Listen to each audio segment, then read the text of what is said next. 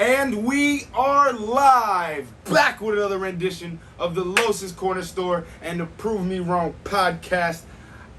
I'm your host, Carlos Ojeda, and today, episode 67, we're going to be talking about UFC Fightnight, Dos Anjos versus Fiziev. I'm going to be giving my recap for, honestly, what was an amazing night of fights. Like I said on the preview show, the talent was stacked from top to bottom, from top of the card to the top of the, from the top of the card to the bottom of the card.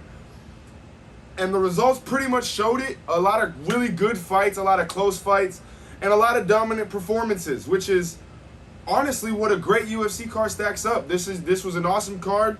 I said it in the preview. Good job, Hunter and Sean. You did a great job with this one. Let's just jump straight into it. First prelim of the night. We had Ronnie Lawrence versus Said Yakub Kakramanov. Said Yakub ended up getting the unanimous decision win. It was a wrestling clinic. My man had 10 takedowns, 12 minutes and some change of control time in a 15-minute fight. This was an absolute domination. 105 total strikes for Said Yakub to 16 total strikes by Ronnie Lawrence. Kakramanov gave Ronnie no opportunity to get any offense off. Anytime Ronnie tried to open up, Said Yakub was just in his face, doing what he does.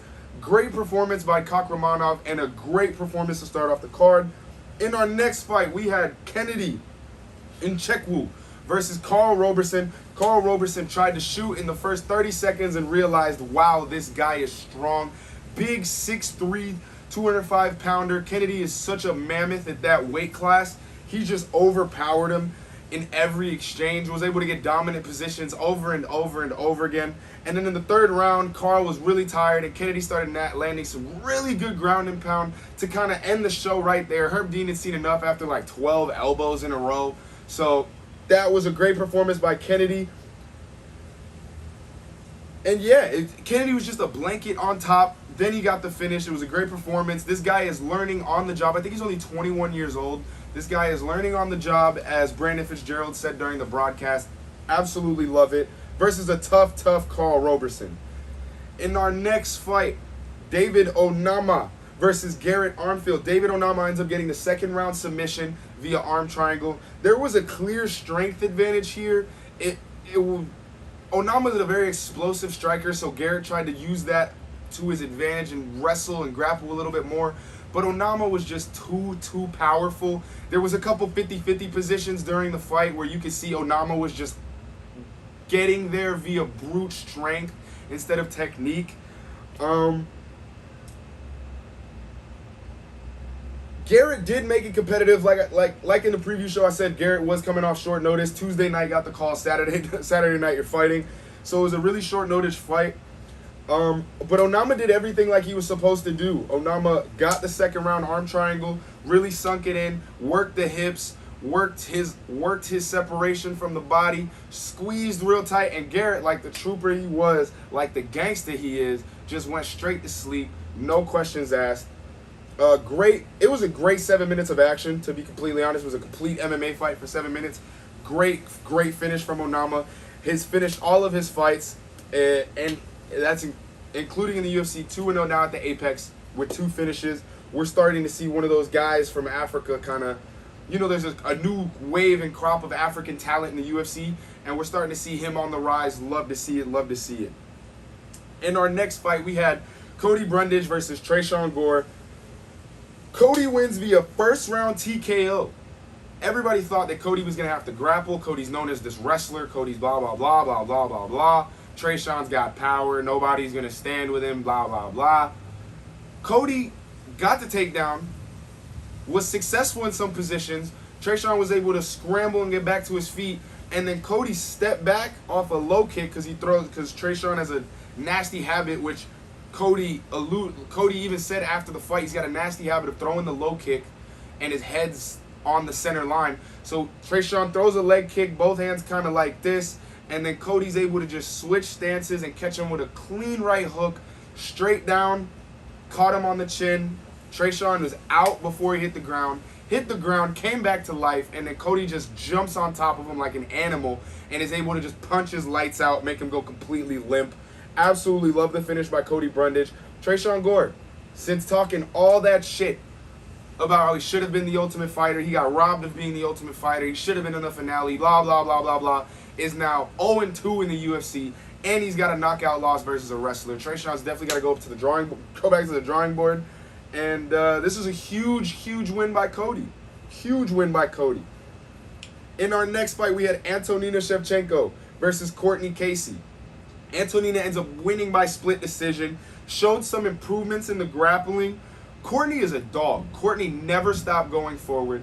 She was getting not picked apart, but she was having less success in the exchanges. Antonina was having relative great success in the exchanges, but Courtney Casey just walked straight forward the whole time, tried to make it an all-around MMA fight, which it was. This was a great all-around MMA fight. She's a dog. I just think Antonina was able to get the better of the more important positions in the fight to get the split decision. If you would have given it to Casey, I would have told you were right too. This was a great fight, a coin flip fight. Loved the effort from both ladies. Next up, we had Ayman Zahabi versus Ricky Turcios. Ricky Turcios is the Ultimate Fighter from bantamweight last year. Ayman ends up winning by unanimous decision. He used his counter-striking well. He played off the back foot a lot, was able to jab and kind of counter-strike Ricky because Ricky likes to make it a brawl. Ricky wanted to make it a dogfight and just couldn't because Zahabi's footwork was just a little bit too much for him. Was able to get out of the bad situations, land his own effective strikes. And this was a really fun fight to watch. I mean, it was kind of a counter-striker versus a brawler. And those are always good fights to watch. It usually leads to some good finishes. This one didn't lead to a good finish, but this one was a complete, not a complete MMA fight, a complete fight from start to finish. Both guys doing their thing with relative success. I think that the judges got it right. I think Ayman did enough in every round to kind of win every round. But Ricky definitely just walked forward like a dog, like a madman possessed, and tried to get the finish at all costs. Just think Ayman did his game plan more successfully and more effectively than Ricky did his. And then we jump to the main card. Florida, bro. It's humid. This is why I don't like filming outside. My shirt is sticking to me. I'm sweating. It's friggin' evening time. I'm filming at 5:11 p.m. The sun's not even out, and I'm wet. It's just wet. Everywhere is wet. Anyway, sorry for my complaint. Michael Johnson versus Jamie Mullarkey. This actually ended up getting fight of the night on a night where there could have been 3 or 4. Jamie ends up winning by split decision. He outlanded by a wide margin, but with more volume. Michael Johnson was throwing more power shots. I think he landed 68 total strikes. 66 of those were significant. So Jamie had more variety in his strikes. Michael Johnson was just throwing heat all night. Michael Johnson definitely had the power advantage going into the fight. I think a lot of people thought he had the speed advantage as well. Jamie ended up proving that wrong. And yeah, Jamie went down in the first. MJ was able to put him down with a nice clean combination. And then Jamie almost knocked him down at the end of the first as well. This was it was a great first round, but it's such a great fight. You could kind of tell as the fight went on that Jamie was kind of pulling away just with volume and sheer numbers. Not mad at all by the call. If you would have told me Michael Johnson won the fight, I would have told you were right too. I love this fight. It was a great fight from start to finish.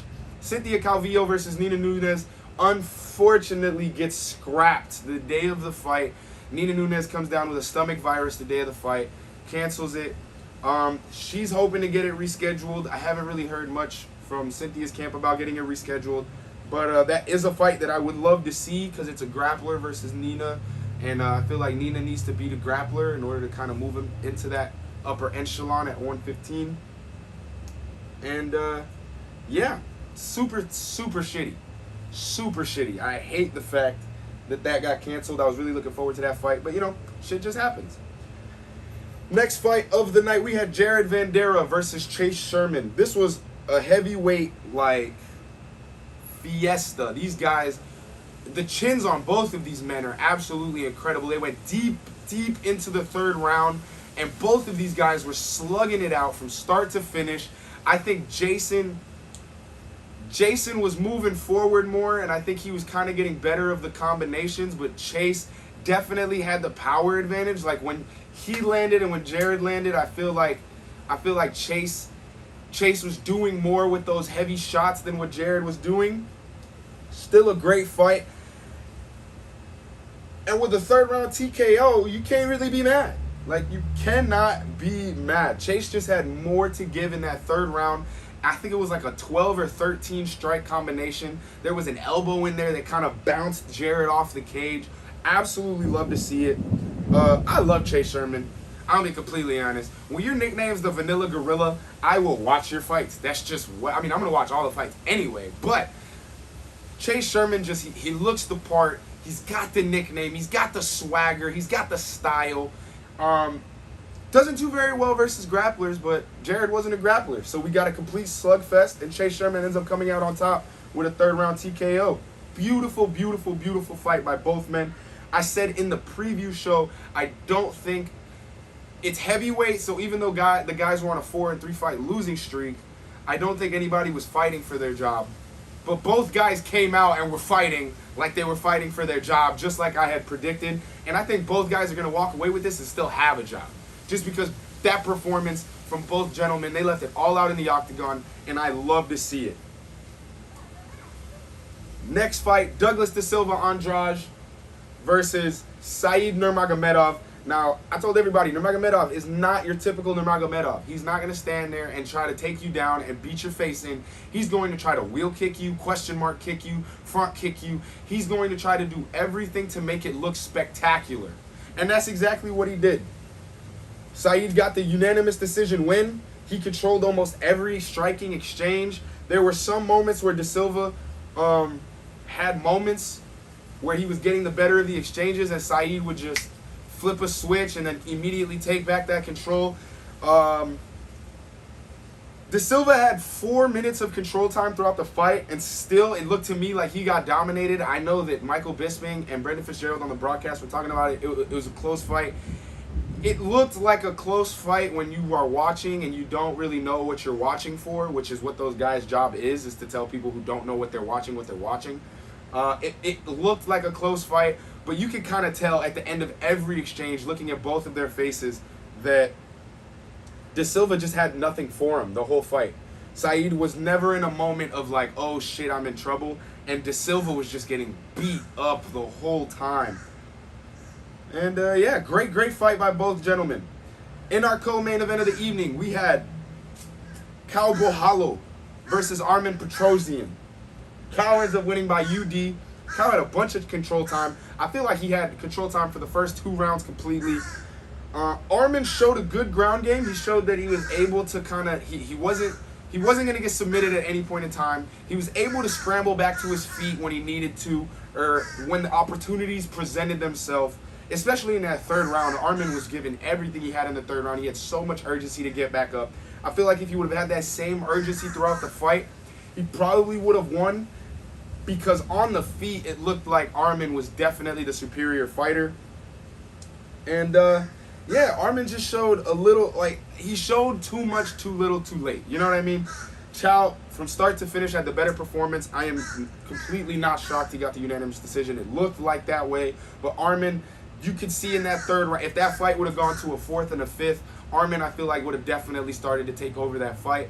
But it's not. It's a 3-round fight. You got to do what you got to do. You got to have urgency from the start. You know what I mean? And yeah, good win, good fight by both gentlemen. In our main event, we had Rafael Dos Anjos versus Rafael Fiziev. Fiziev ends up winning by 5th round KO. In the first 20 seconds of the 5th round, just completely flattens him with a straight, I think it was a straight right hand, straight down the middle. RDA drops, and the way he drops, you kind of see his arms and legs up like this as if he's still in it, but his eyes are rolled back.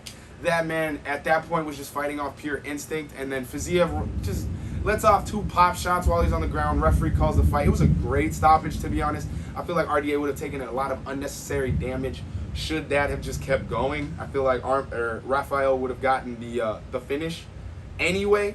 So I'm glad the referee did what he did. RDA came out, typical RDA game plan. Let me grind you on the fence for a little bit, wear you down, kind of kind of use that pressure to win some rounds so I could look for a finish late.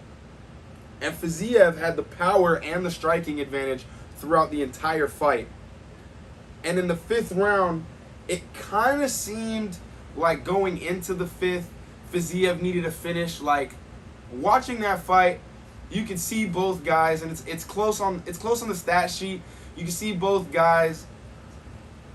Rafael definitely was landing the more powerful shots. You can tell RDA was taking more damage. But in an MMA contest, RDA, I feel like, was definitely getting the better of the rounds, just with that forward pressure and that complete mixed martial arts game that he has. So for Rafael to come out in the 5th and just completely blitz him and not starch him, but to get him out of there in the 5th round when your corner tells you probably need a finish, it's just one of those things. It's clutch. It's beautiful to watch. It's awesome. And then to cap off the night, Rafael has the microphone and he goes, "I just proved who the best Rafael is in the UFC. I want to prove who the best Rafael is in all of sports." And he calls out tennis champ Rafael Nadal. And that's awesome. You know what I mean? It's beautiful. He's got a history. I think last time he fought, he called out Vince Vaughn. Rafael Fiziev is such an interesting character. Definitely, he's going to get one of those big fights now. He's going to get one of those big names in the 155 division. I'm sweating. He's going to get one of those names in the 155 division that, like, everybody loves to watch fight. So he's going to get paid real soon. People are already talking about Rafael versus Justin Gaethje. And I'd fucking pay for that fight. Like, straight up. You could put that on a pay-per-view as the co-main event, and I would probably be, depending on who's on the main event, I'd probably be more interested in that fight than any other fight on the card, to be completely honest. And yeah, that about wraps it up. Congratulations to all those guys. What an amazing, amazing weekend of fights. Loved every second of it. Saturday was absolutely lit.